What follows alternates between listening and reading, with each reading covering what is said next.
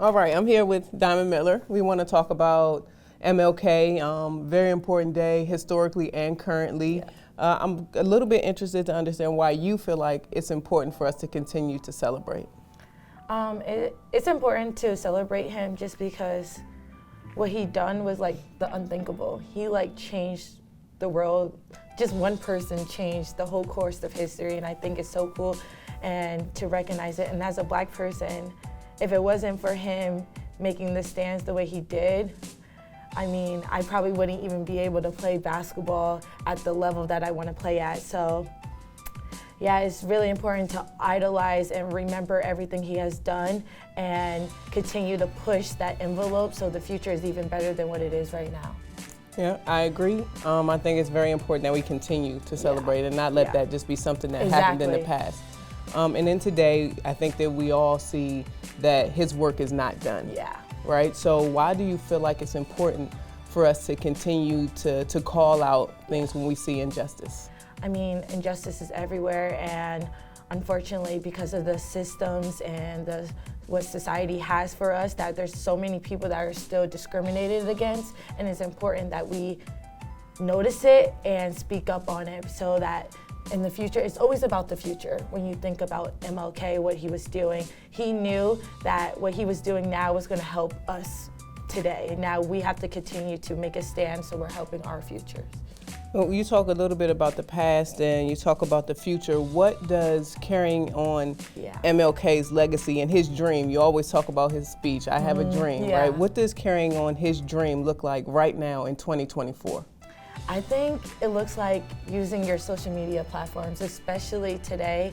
Social media is so important and you can reach more people than ever before. So just standing up when you see some discrimination or injustice in your community and knowing that you're not just doing that for yourself, you're doing that to continue to fight for stuff that we've been fighting for in the past.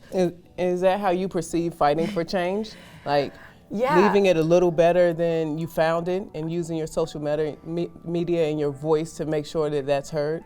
I try to, and honestly, I could be better with my social media on promoting injustice and stuff like that, but I feel like day to day, I know that I try to be the best so people don't feel discriminated against.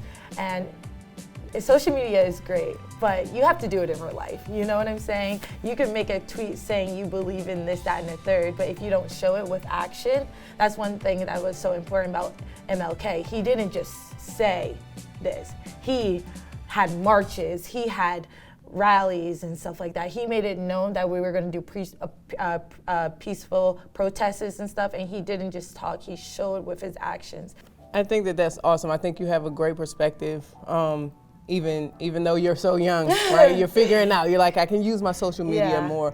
But if you were to give small action steps to people as to the way that they could carry on MLK's dream and the way that they could impact injustice, what would some of those small steps be? I feel like the most important thing is having the uncomfortable conversations, because some people just they're not aware. Like, nobody knows what it feels like to be a Black woman if you're not a Black woman. So it's okay to ask me questions and be like, how does it feel if I do this? Or how does it feel if I ask you about your braids? Just simple stuff like that is so important for our future, because maybe as a person who is not Black, they don't know how to approach it. But as a Black woman, I'm saying it's okay to ask me appropriate questions, of course, and so we can learn and grow and be aware of stuff that you might necessarily not go through, but you know maybe your friend or your boyfriend, significant other might go through. I think that that's huge, having those uncomfortable conversations. I think that is one of the places where a lot of people get stuck. Yeah. And when you want to approach injustice and changes, you get uncomfortable. Yeah. And then you don't want to talk about it anymore. It's extremely hard to talk about something that you're not aware of, you know? Especially if you're not a part of the injustice group or the minority group, you don't understand. So when you're hearing it, you're probably like, I don't go through this, so why you? You just don't understand. But it's okay to ask questions, I feel like. And that is how we push the boundaries, is we gotta be uncomfortable. I mean, in life in general, in order to grow, we have to be uncomfortable at some point in our life. If we're comfortable you know, it gets a little boring. You gotta spice it up, you gotta grow. So I think if we take that mindset and use that into how MLK, what he did, and continue to grow it, I think it will help the future for sure. And with all of those action steps, Yeah. with the uncomfortable conversations, with your using your social media and your platform, in your opinion, in a few words, what does the fulfillment of MLK's dream look like to you? That is a really good question. And honestly, I could say it's just my job right now. Like, it's the little things in my life that sometimes I take for granted. Like the fact that I'm playing basketball right now with all different races and ethnicities, that is crazy to think about, because MLK was just fighting for us to be in the same room. It's normal for us to be in the same room right now, so just continue to appreciate the little things, but also, like you said, continue to push the boundaries as well.